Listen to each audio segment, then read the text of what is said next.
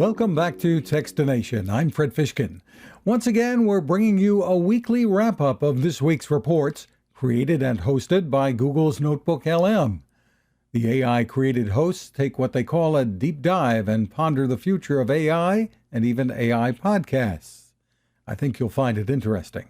Hey everyone, ready for another deep dive into the world of tech? Always. Well, today we've got a whole bunch of articles from Techstination, that website, the one that covers just about every corner of the tech world. Yeah, they do some pretty cool stuff, from gadget reviews to deep dives on how tech is impacting things like, healthcare. Exactly, and we're going to unpack some of their latest articles today, like stuff about smart home security. Oh, and some AI stuff too, right? Right, AI companions, the whole works. Some pretty interesting stuff, I think, you've probably heard of Benji Lock. Oh yeah, with the fingerprint padlocks. Yeah. For outdoor use even. I think they were even on Shark Tank a while back. Oh wow, really?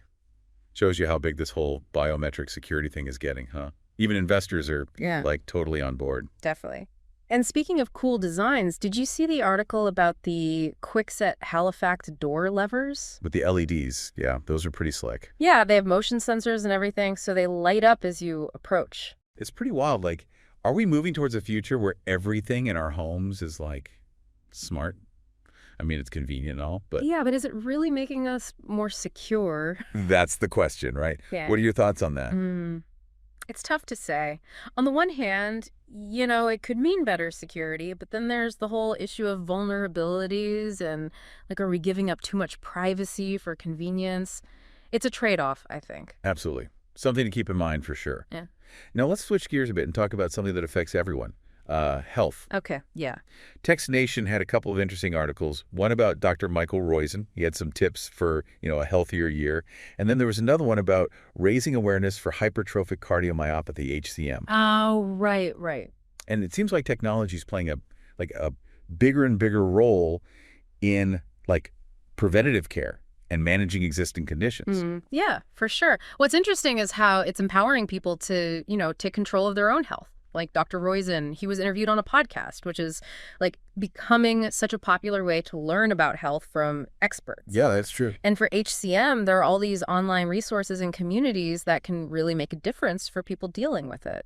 It's really amazing how technology can, spread awareness about these conditions that people might not even know they have. And this focus on access to information, it makes me think about another area where tech is really changing things, and that's AI, artificial intelligence. Right. Techstination actually had two really fascinating articles about it. One was about this AI that can actually generate a summary of a podcast. It's called Notebook LM. And the other one was about Jenny.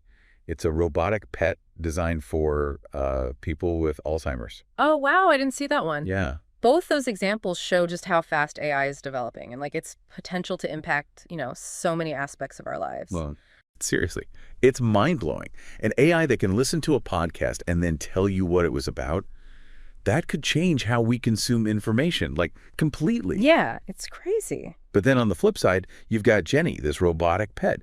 And what's interesting is that they actually interviewed Jenny on the podcast, which is, I don't know, it just seems like such a creative way to highlight how AI is being used in elder care. Wow, that's pretty innovative. It really is. I mean, who would thought we'd be having conversations with, robot companions? It's definitely a sign of the times. And, I don't know if Jenny can actually, answer questions, but it does raise some interesting points about AI and, companionship and all that, especially for people struggling with Alzheimer's. It's incredible. Yeah. But it does make you wonder, are we leaning too much on technology for things that should involve, human connection? What do you think? That's a good point. I think the key is balance, right? AI can definitely help and support us, but it shouldn't replace actual human interaction. It's a discussion we need to keep having as this tech becomes more and more a part of our lives. And speaking of tech becoming part of our lives, have you seen the articles about the new robot vacuums? Oh, yeah. The Eufy 3-in-1. Right. Yeah, that one. And then there's the one Roborock is coming out with, the one with the robotic arm. Oh, right. Techstination had a whole review of the Eufy. And did you see the battery and dustbin? They detach. So it becomes like a handheld vacuum too. Oh, cool. Yeah, it seems like a lot of these robotics companies are going for that multifunctionality these days. Makes sense. It's like getting two vacuums in one. But then there's the Roborock one. Yeah. The arm and everything. I mean, it's supposed to be able to pick stuff up and wipe surfaces, even tidy up, little messes. It's like a whole cleaning crew. Crazy. It really does make you wonder, are we headed towards a future where robots just take care of all our chores? That's the question, isn't it? I wonder what our listeners think. Would you be okay with robots doing everything, or are there some things you'd rather do yourself? It's like we're on the edge of like a robot revolution in our homes. But before we get too carried away with robot butlers and stuff, maybe we should go back to AI for a second. Like that Notebook LM thing we're talking about, the podcast summarizer. Yeah. Yeah. That one was wild. Like having, a little assistant who listens to all the podcasts for you and gives you the key points. Makes you wonder, though, do you think this kind of AI could actually replace, I don't know, podcast hosts, writers? Yeah, I think a lot of people are asking that these days. And, it's true. Some jobs are probably going to be impacted as AI gets, more and more advanced. But I think it's important to remember AI is a tool, right? It's not necessarily about AI taking over. It's more about how we adapt and figure out how to work with these new technologies. So you're thinking more along the lines of AI helping us become more efficient, not necessarily replacing us. Exactly. It frees us up to, focus on things that are more uniquely human. Creativity, critical thinking, those kinds of things. AI can't really replicate that. True. Those skills aren't going out of style anytime soon. Makes me think about smart homes again. We were talking about the Benji lock and the quickset levers, but maybe we should dive a little deeper into that whole world. What are your thoughts on how smart homes are changing? I think what's really interesting is how they bring together convenience and security, but also energy efficiency too. I mean, you can control your thermostat, your lights, your security system, even your coffee maker, all from your phone. It's pretty amazing. It's like having a digital butler or something. But doesn't all that connectivity make you more vulnerable? I mean, imagine someone hacking into your system and controlling your whole house. Do you think the benefits outweigh the risks there? Yeah, that's a valid concern. I mean, the more connected our homes become, the more we have to think about the potential downsides. And, we are becoming more reliant on these systems, which means we have to be really careful about cybersecurity, choosing brands with good security, keeping your software up to date, being careful about what you share online. Those are all important steps. Good advice. Yeah. Good reminder that, tech is powerful, but it can be used in ways we don't always expect. Speaking of powerful tech, what about those advancements in robotics we were discussing? That Roborock vacuum with the arm is pretty impressive.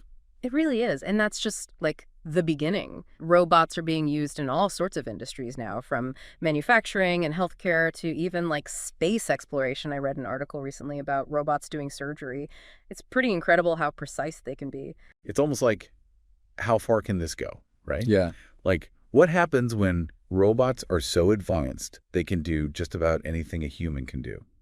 Are we headed towards a future where robots are our coworkers, our caregivers, our companions? It's exciting, but also a little, unsettling. It's a lot to think about, that's for sure. And it brings up a lot of ethical questions, too. As robots become more integrated into our lives, we need to consider the impact on society. What happens to jobs? How do we make sure they're used ethically? These are all conversations we need to be having. It's wild to think about how far robots have come. Yeah. From simple Roombas to, actual surgical assistants. It's like we're living in a sci-fi movie or something. Right. But it does make you think, where do we fit in all this? What does it mean for, humans? Well, that's the big question, isn't it? And Yep. honestly, it's not a new question either. Every time tech takes a big leap forward, there's that worry about jobs, People being replaced and all that. Exactly. But I think it's more complicated than just, robots taking over. Oh, so you're not picturing a robot uprising anytime soon? Well, hopefully not. But seriously, I think it's more about, how we work changing. Okay.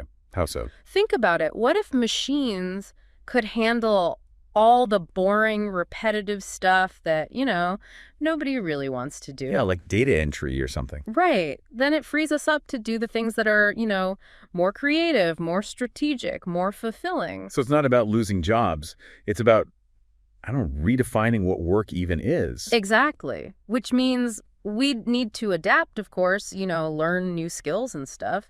But it could lead to a much better future for, everyone. It's a really interesting way to look at it. But as we're talking about this future of work, we have to remember that not everyone has, the same access to tech.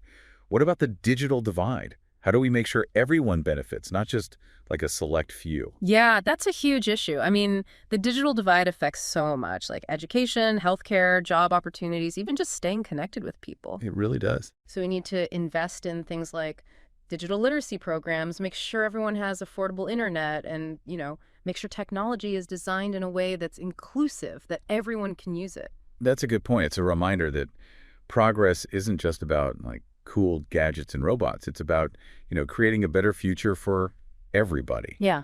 And as we're creating that future, we need to be thinking about, I don't know, the ethics of all this. Right, absolutely. We can't just focus on what tech can do. We have to think about what it should do. Yeah. AI bias, data privacy, even the potential for misuse. Those are all really important things to consider.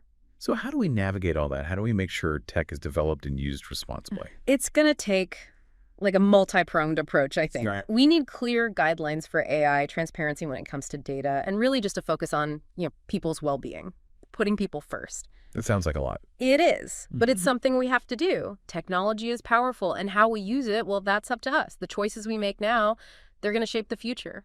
That's a powerful thought.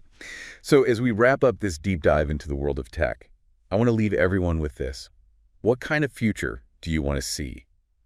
And what role will technology play in it? Yeah, think about that. Stay curious, stay informed, and, keep talking about these things because the future isn't something that just happens to us.